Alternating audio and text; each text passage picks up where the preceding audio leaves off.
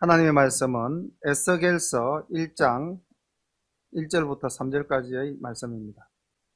제30년 4월 5일에 내가 그발 강가에 사로잡힌 자 중에 있더니 하늘이 열리며 하나님의 이상을 내게 보이시니 여호야긴 왕의 사로잡힌 지 5년 그 달 5일이라.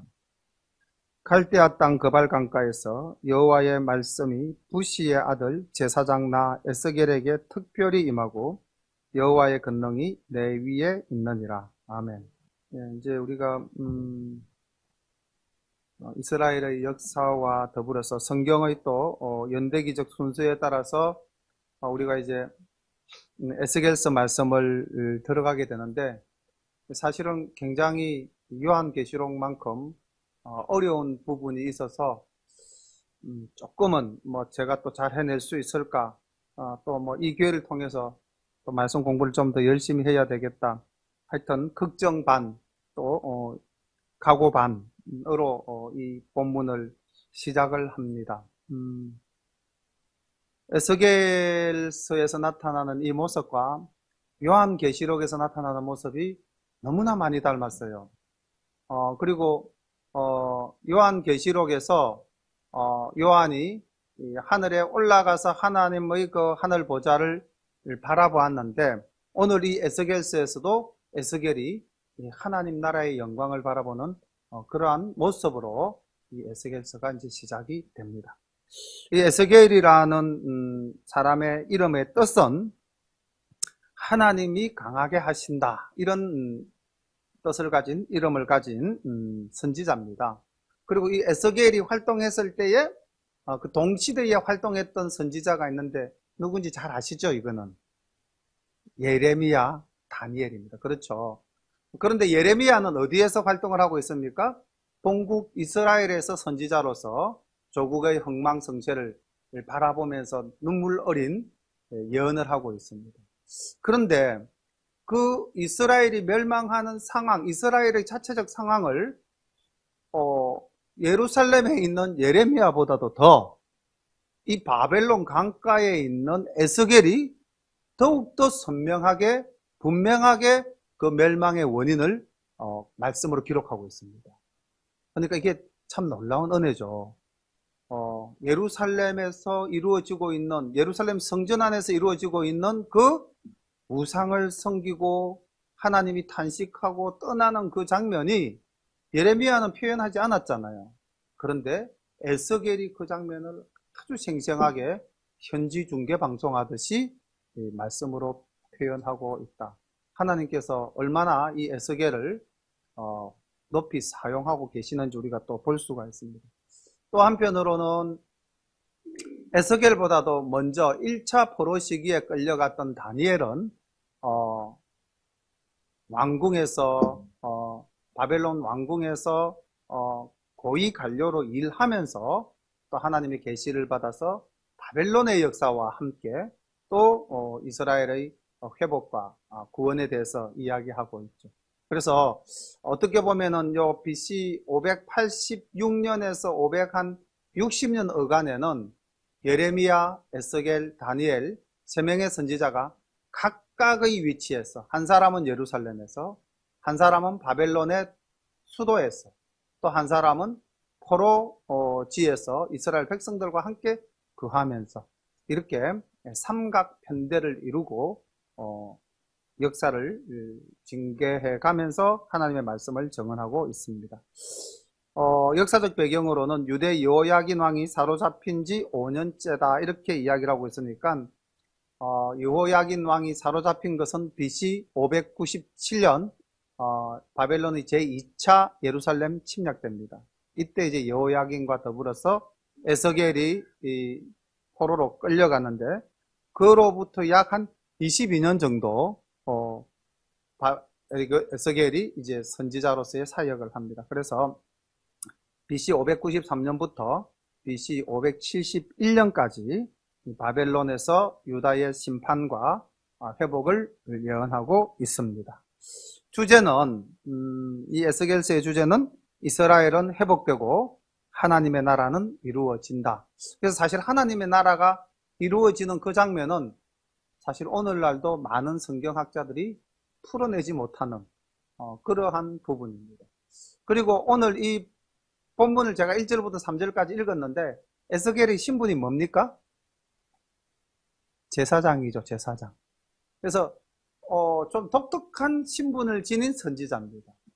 제사장으로서의 선지자. 그냥 우리가 보통 보면 선지자는 일반 선지자였는데 에스겔은 제사장으로 있던 선지자였습니다. 그래서 이 에스겔서의 내용은 성전 예배 형식, 예배의 타락, 예배의 회복 이런 관점에서 굉장히 밀도 있게 그려내고 있는 그런 특징이 있습니다. 이 에스겔서가 기록되어진 목적을 우리는 한 4가지 정도로 정리해 볼 수가 있는데요. 첫 번째는 예루살렘의 멸망은 유대의 죄악에 대한 하나님의 심판임을 일깨워주고 있습니다. 두 번째는 절망 가운데 있는 유다 백성들에게 회복과 구원의 비전을 심어주기 위함이다. 그리고 세 번째는 온 세상 사람들에게 하나님의 영광과 거룩하심을 드러내기 위함이다. 그래서 이스라엘의 즉 유다의 멸망뿐만 아니라 모든 주변 국가의 멸망에 대해서도 이사야와 같이 에스겔도 이야기하고 있습니다.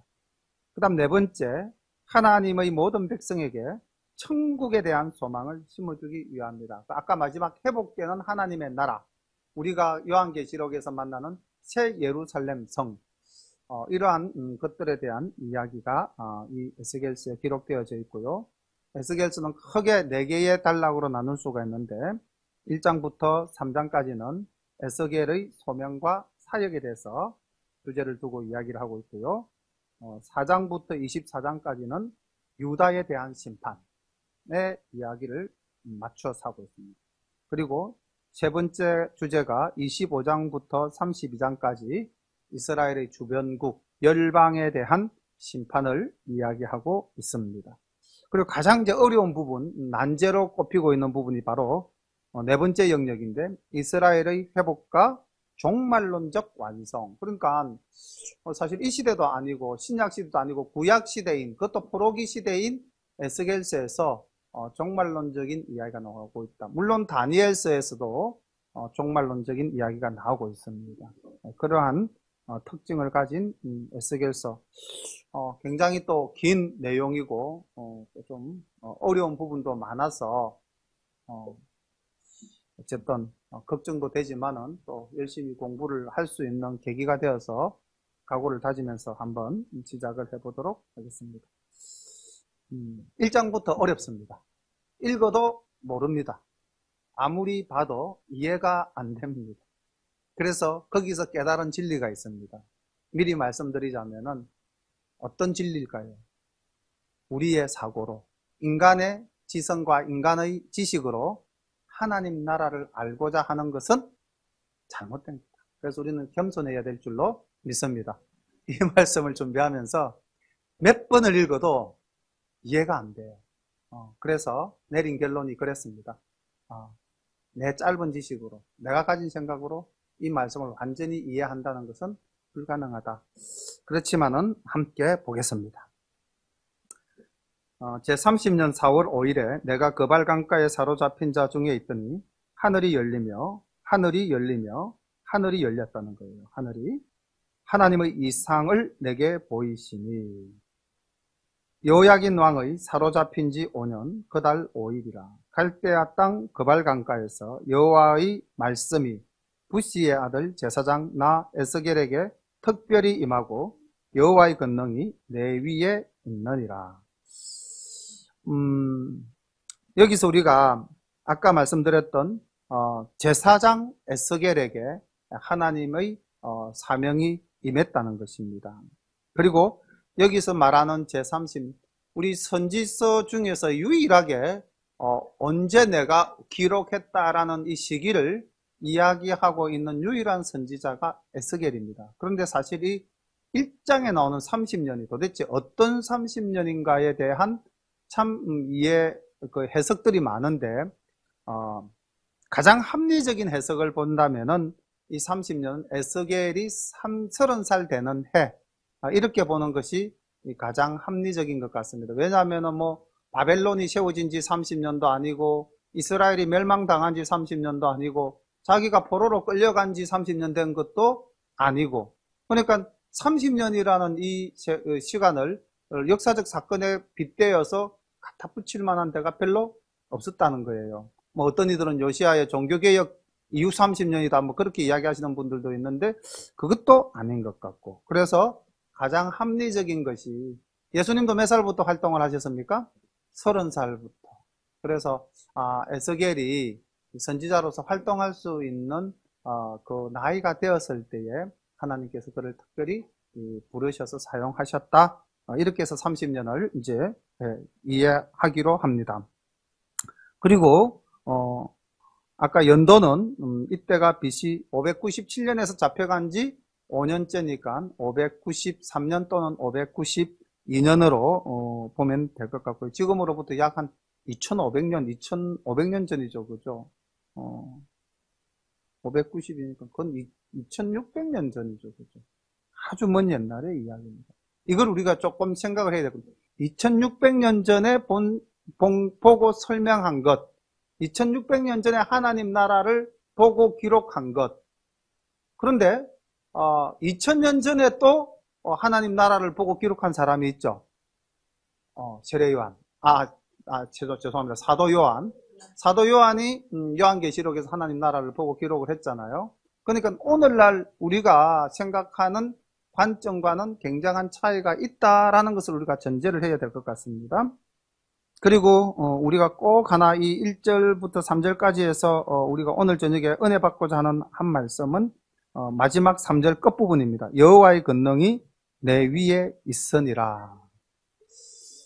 우리가 하나님께서 택하신 자로 부르심을 입었다면은 하나님께서는 우리에게 능력을 주실 줄로 믿습니다. 각자에게 달란트대로 거기에 맞는 능력을 주실 줄로 믿습니다. 성령의 은사가 다 다르고 성령의 열매가 다 다르고 우리의 얼굴 생김이 다 다르듯, 또 주님께서 달란트 비율을 들 때도 동일한 달란트 비율을 든 것이 아니라 그 사람의 능력에 맞게끔 5달란트, 2달란트, 1달란트 나눠 주신 것처럼, 그렇지만 우리에게도 주님께서 분명히 우리에게 합당한 능력을 주시는 줄로 믿습니다. 그럼 우리가 이 능력을 받아서 어디에 어떻게 사용할 것인가? 이것도 한번 생각해 보고자 하여 말씀을 찾았는데, 그 말씀이 베드로전서 2장 9절입니다. 우리 찾아서 수요일 밤은 많이 피곤하시죠? 그래서 찾아서 한번 읽어보겠습니다. 베드로전서 2장 9절.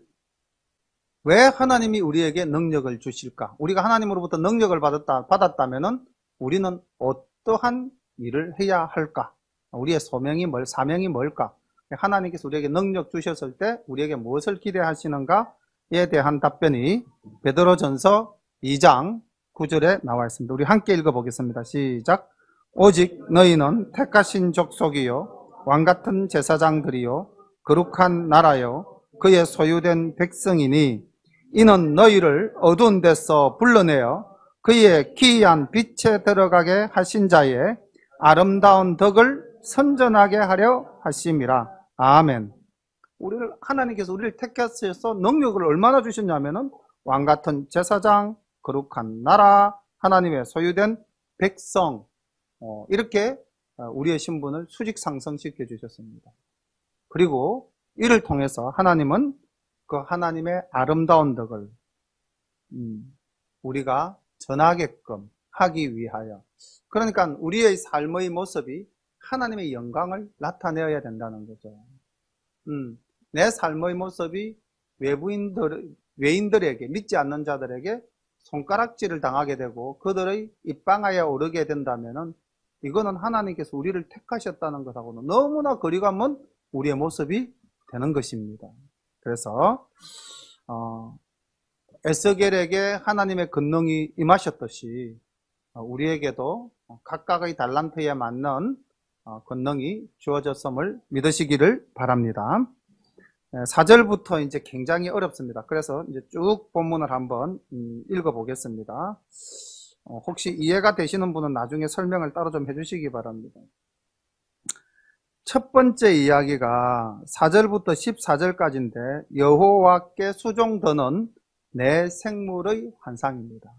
보겠습니다. 내가 보니 북방에서부터 폭풍과 큰 구름이 오는데 그 속에서 불이 번쩍번쩍하여 빛이 그 사면에 비치며 그 불 가운데 단 쇠 같은 것이 나타나 보이고 그 속에서 내 생물의 형상이 나타나는데 그 모양이 이러하니 사람의 형상이라.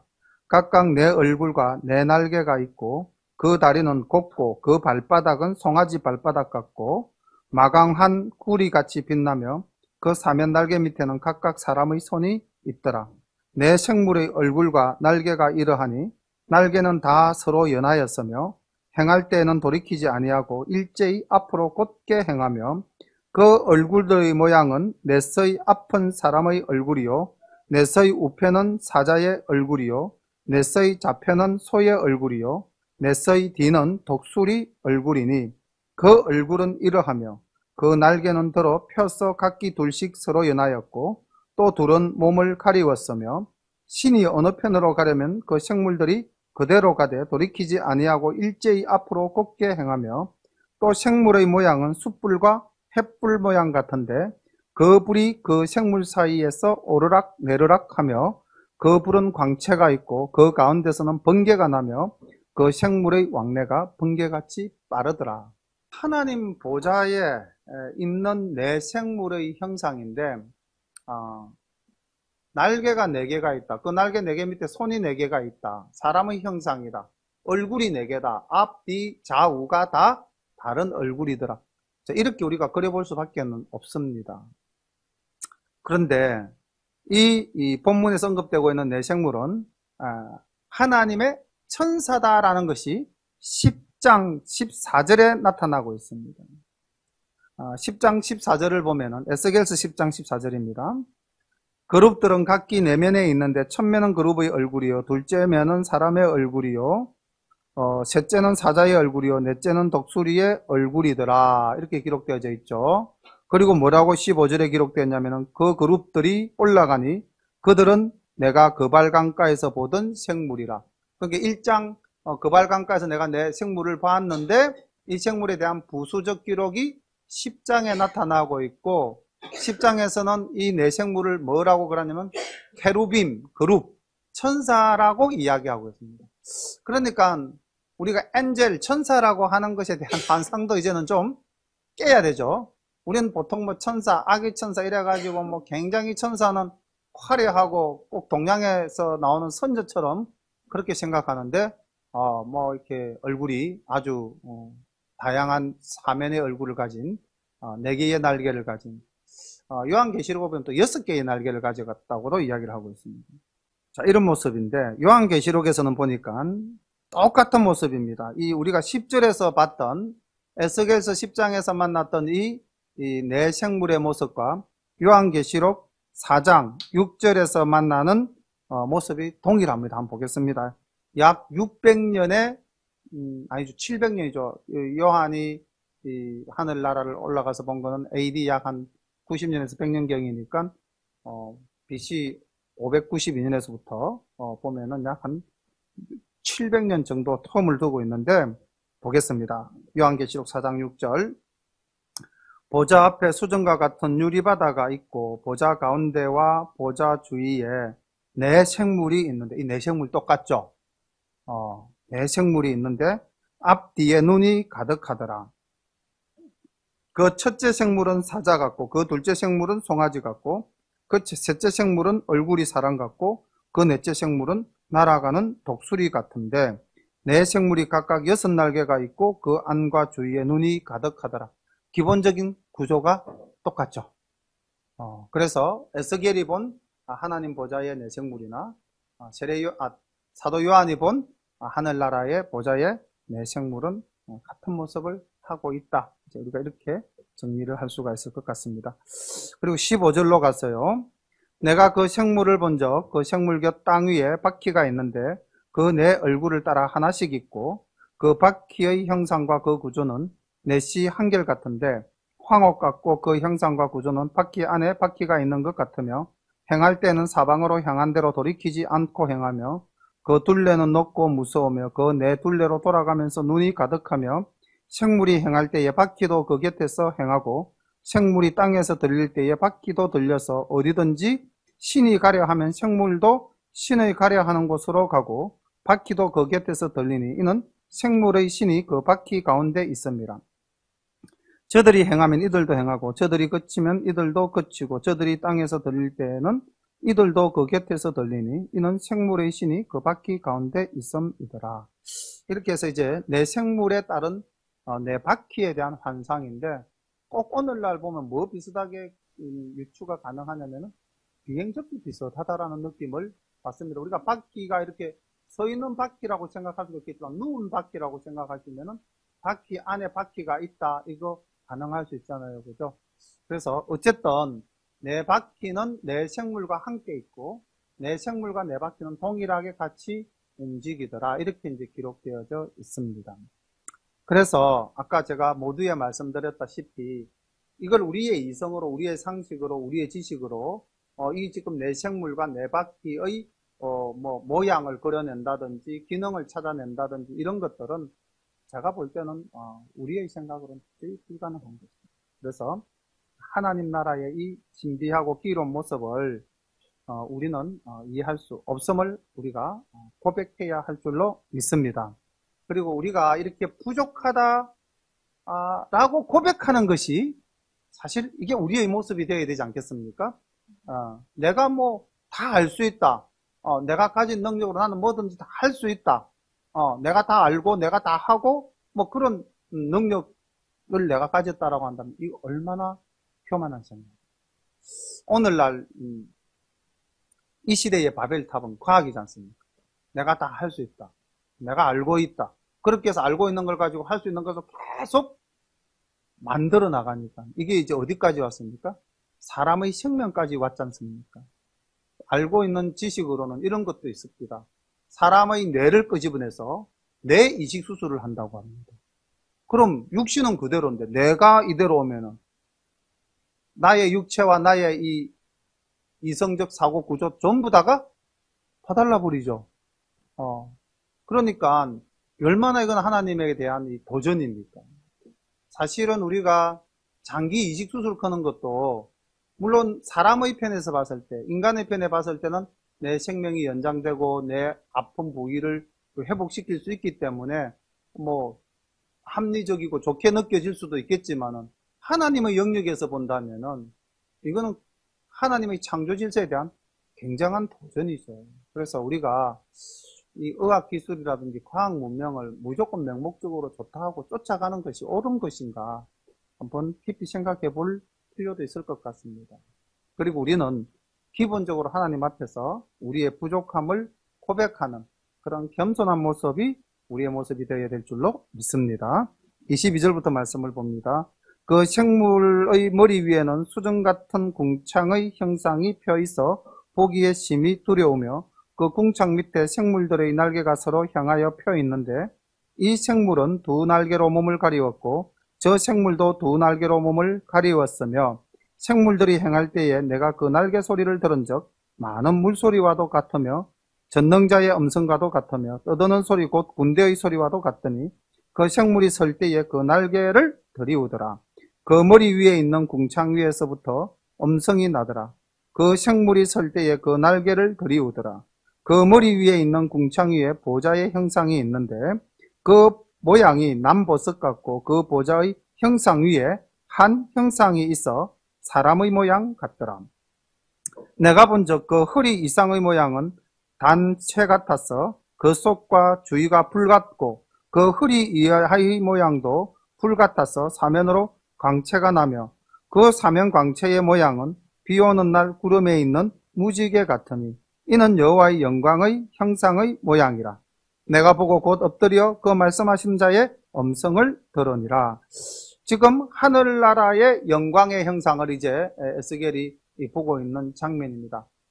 마치 이 사도 요한이 이제 요한계시록 4장 1절에 이리로 올라오라 해가지고 이제 사도 요한이 올라가지 않습니까? 요한계시록 4장을 우리 한번 찾아볼까요? 요한계시록 4장 2절 찾으셨습니까? 예, 그러면 우리 함께 읽어보겠습니다. 2절과 3절입니다. 시작. 내가 곧 성령에 감동하였더니 보라 하늘에 보좌를 베풀었고 그 보좌 위에 앉으신 이가 있는데 앉으신 이의 모양이 백옥과 홍보석 같고 또 무지개가 있어 보좌에 둘렸는데 그 모양이 농보석 같더라. 아멘. 지금 26절에 보면은 보좌의 형상이 있는데 그 모양이 남보석 같고 보석의 이름은 다르지만은 하늘나라에 가서 바라본 하나님의 보좌 형상에 보석화되어져 있다. 똑같죠. 그리고 여기 보면 여호와의 영광의 그 모습이 무지개와 같았다. 그렇게 되어 있는데 여기도 보면은 무지개가 그 보좌를 둘렀다. 그러니까 에스겔이 본 모습이나 700년 전에 에스겔이 이 환상 중에 본 모습이나 그리고 AD 100년경에 사도 요한이 본 모습이나 하늘 보좌의 모습은 거의 같죠. 그래서 우리가 사실 구약을 열심히 잘 알면은 신약도 잘 알 수 있는 그런 계기가 되겠죠. 어쨌든 지금 에스겔은 우리로선 상상하기 어려운 이런 놀라운 모습을 보면서 이제 하나님의 부르심을 입은 위치에 서 있습니다. 그런데 여기 이제 오늘 맨 마지막 28절 제일 끝부분 내가 보고 곧 엎드려 그 말씀하시는 자의 음성을 들으니라. 그래서 이 말씀을 듣다라는 이 말씀의 그 내재적 안에 맥락은 어떤 의미가 숨겨져 있을까요? 이걸 한번 생각을 해봤습니다. 우리가 하나님의 말씀을 들을 때에 어떤 자세로 하나님의 말씀을 듣습니까? 지금 이 에스겔서 1장에서의 장면은 정말로 도저히 우리가 상상도 되지 않는 그런 놀랍고 엄청난 장면 속에서 이제 에스겔이 하나님의 말씀을 봤잖아요, 듣잖아요. 근데 우리는 사실 오늘날 이미 이렇게 성경책으로 정형화되어진 상황 속에서 하나님의 말씀을 듣지 않습니까? 그렇다면은 이렇게 정형화되어진 하나님의 말씀이나 아니면 에스겔에게 직접 지금 하시는 그 말씀이나 말씀은 같습니까? 다릅니까? 동일한 말씀이잖아요. 그럼 우리가 말씀을 들을 때에 어떠한 자세로 말씀을 듣는가? 지금 오늘 이 에스겔의 마음가짐이나 그 상태를 우리가 한번 생각해 본다면은 에스겔은 어떤 자세로 지금 이 하나님의 말씀을 듣겠습니까? 두려움으로, 또 겸손함으로, 또 어떤 마음이 있을까요? 그 앞에서? 하나님 앞에서. 순종함으로써, 그렇죠. 그래서 저는 여기서 순종이라는 말씀을 좀 단어를 깊이 생각해 보았습니다. 과연 우리는 하나님의 말씀에 오늘 순종하고 있는가?